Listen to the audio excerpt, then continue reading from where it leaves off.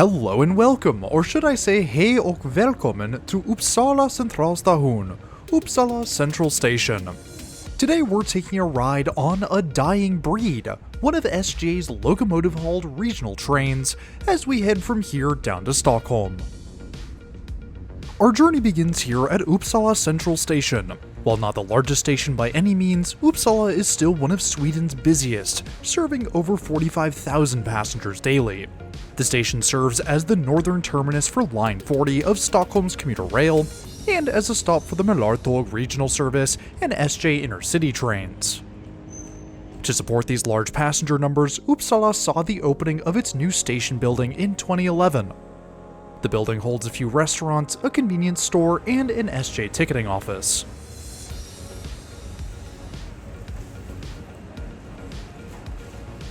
Of course, if you're craving a bit of history, then the original 1866 station building still remains, though it has since been turned into an upscale restaurant. Access to Uppsala's 8 tracks is provided through a pedestrian walkway, which also serves as a grade-separated connection between East and West Uppsala.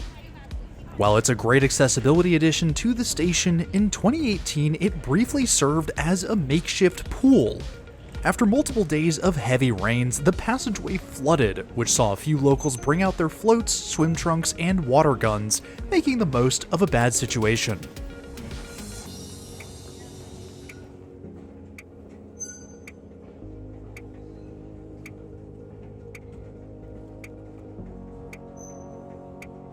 Our train today is scheduled to depart from track 4, but before it can pull in, one of Mälartåg's Stadler EMUs must head out.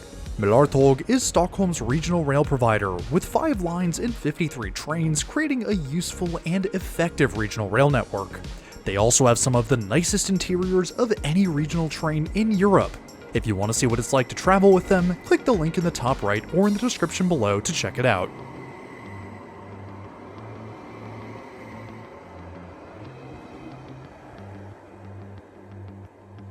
As one train departs, another arrives, and this time it's one of SJ's X2000 high-speed trains. These tilting trains are the backbone of Sweden's rail network, and are designed to cope with the curves of Sweden's main lines, while still achieving 125 miles per hour.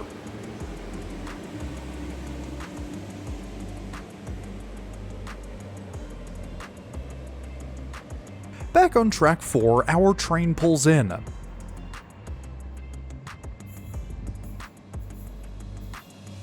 This is one of SJ's locomotive-hauled regional trains. Our train today is formed of 10 coaches, sandwiched between 2 SJ RC6 locomotives. These trains feature a mix of regular coaches, with most built in the 1980s and then modernized in the 2010s. We're traveling down to Stockholm today in first class, a ticket which cost me 145 Swedish crowns, or about $15.73 USD. First class is just 20 crowns, or about $2 more than second class, which comes in at 125 crowns. Climbing aboard, we enter first class. Laid out in a 2x1, first class includes luxurious armchairs with generous amounts of legroom and significant recline. With almost no one else in the car, I chose an empty row, got settled in, and our train pulls out of Uppsala.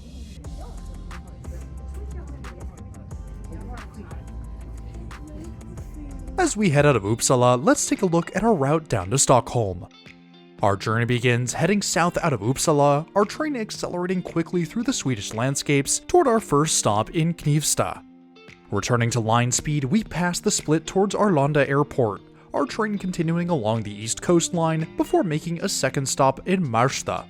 The Arlanda Airport line rejoins the main line south of Rosersberg, the suburbs slowly surrounding us as we make our way into the heart of Stockholm at the end of the line. We'll cover a total of 65 kilometers on our ride today, with a travel time of 39 minutes. Departure is swift and smooth, with our 2 RC6 locomotives bringing us up to line speed quickly. First class on SJ's locomotive-hauled trains is vast and luxurious. The 2x1 layout combined with Sweden's wide loading gauge and high ceilings makes the cabin feel more akin to a cathedral than a train car. As expected, seating in first class is incredibly comfortable. Each row offers around 30 centimeters between my knees and the seat back, with a bit of space for bags beneath the next row. The seat back includes a mesh pocket with a magazine, above which is the large tray table. It doesn't translate but is large enough for laptops should you want to get some work done on the go. Coat hooks are a must for trains in colder climates, and each first class seat includes one built into the seat back, with more found between the windows. An outlet and trash bags are found built into the wall, above which are blinds, a reading light, and deep luggage racks.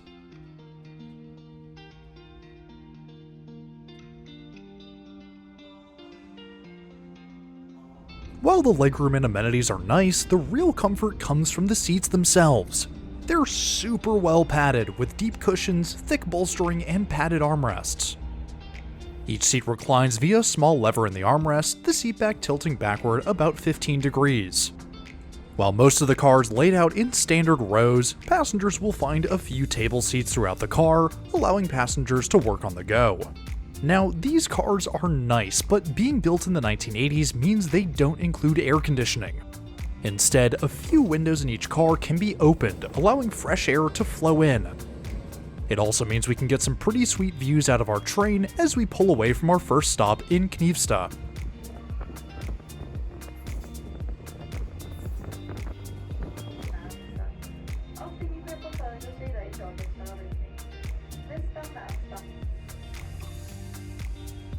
If you're looking for another cool view, then head to either end of the train.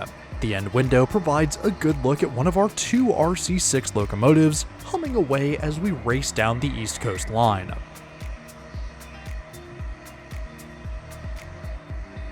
The ends of each car is where passengers will find the bathrooms and larger luggage racks.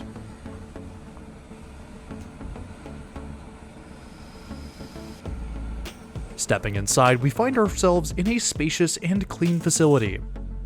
On one side there's a sink, soap, and vanity, while on the other is a toilet with handrails for passengers with disabilities. I have to say that for these older cars, I'm certainly impressed by the quality of the facility. The last amenity passengers are offered on board is the invisible one, Wi-Fi.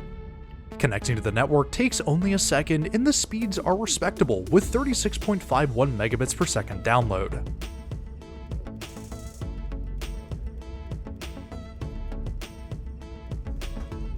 Beyond our first class car are the 8 second class coaches. Second class is laid out in a 2x2 with almost exclusively airline style seating. Second class provides around 10 centimeters of legroom beyond my knees, with a similar seatback pocket and tray table, though a cup holder has been added between the seats of the next row. Luggage racks and reading lights are also found above the seats, with outlets and trash bags along the walls completing the at-seat amenities. The seats themselves are quite a bit thinner than first class, but are ergonomically formed with winged headrests and a slight recline to improve comfort. Continuing down the train, we cross into one of SJ's blue coaches. These B10 cars feature 81 seats with the old blue upholstery and red accents.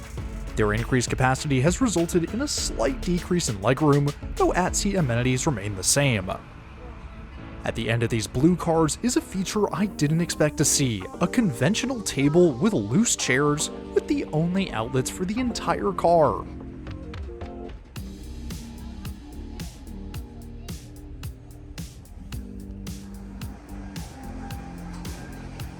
Returning to our first class car, our train begins to decelerate as we approach Stockholm. After a brief pause, we pull into the station, our arrival paralleled by another one of SJ's locomotive-hauled trains.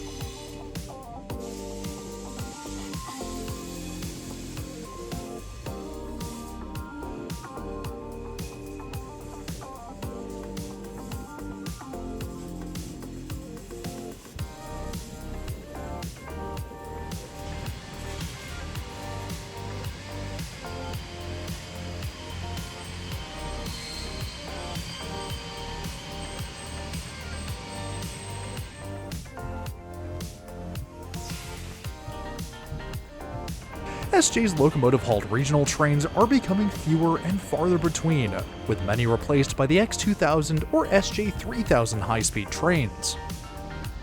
Despite this, they're still a great way to travel, especially if you go with first class.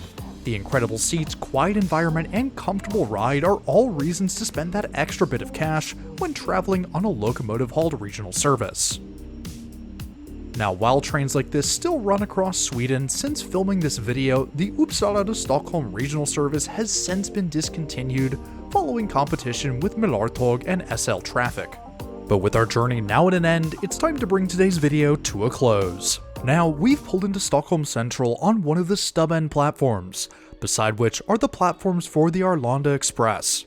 And next week, we're right back here to take a look at the Arlanda Express, Stockholm's airport railway, connecting the city center with Arlanda Airport in just 20 minutes.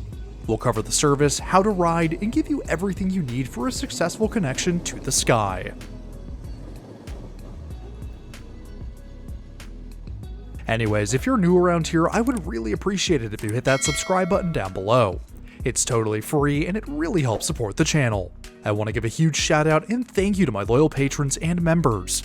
Y'all are amazing and your incredible generosity is greatly appreciated. If you too want your name in the video or just want to support the channel in more ways than one, then head on over to the links in the description below.